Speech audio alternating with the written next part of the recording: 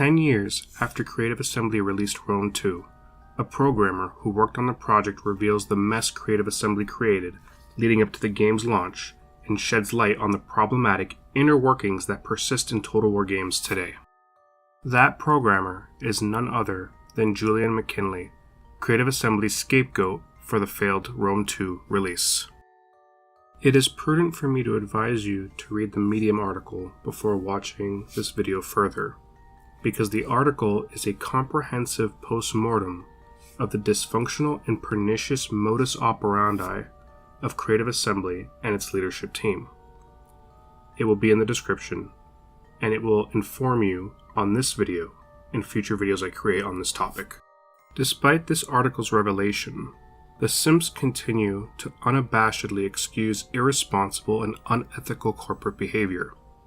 But, as with every revelation, their uncritical defense of Creative Assembly becomes increasingly embarrassing. This is not only vindication for Julian, but this is also vindication for YouTubers like Volan, who have fought to hold Creative Assembly and its leadership team accountable for their corporate greed and misrepresentations to the player base. After everything, if this is not enough for you, you are too far gone and honestly an embarrassment. Due to the length of the article, it would be unfair to condense it to a single video for my purposes anyway. This video will focus on the company's scapegoating of Julian and the backlash he received, but in more of a summary format, because future videos will dive deeper in depth into the article and the context surrounding what is discussed in the article. For those of you that do not know, Julian appeared on Rally Point to provide some insight on the Battlefield AI and what the programming team worked on to produce the game. Because he gave this interview, the player base assumed he had insider knowledge about the inner workings of the game, including what the final product would look like when the game was ultimately released. However, he states he had little to no knowledge of what the final product would look like because there were different teams working on the game, such as design, marketing, and production, all of which had little to no communication with one another and whose entire plan could be flipped on its head due to the unorganized, fleeting nature of the Creative Assembly leadership team. Needless to say, when Creative Assembly released Rome 2, and despite all the warnings provided about the state of the game before its release, there was massive backlash.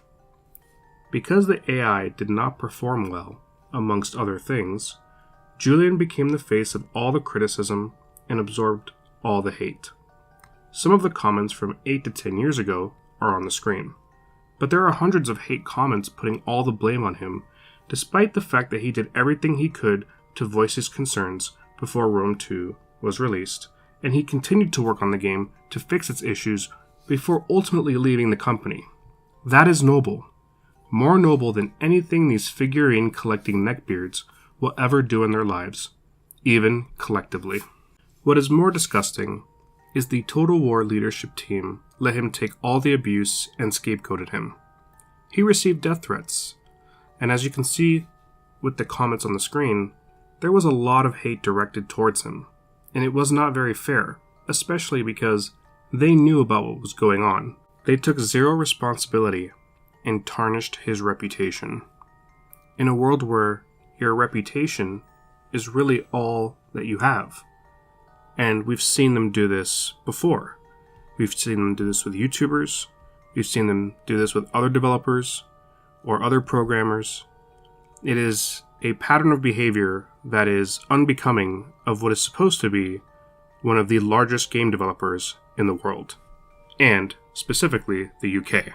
What we have here is almost the classic case of the sales team promising on a product that they themselves do not have to work on or really deliver.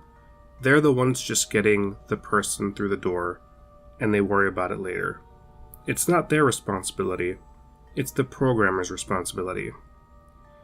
And this is a very pernicious business practice, one that is disingenuous, not only to the player base, but also to the people who actually have to do all the work, who then have to be the bad guy and explain or take all the backlash because the product doesn't deliver.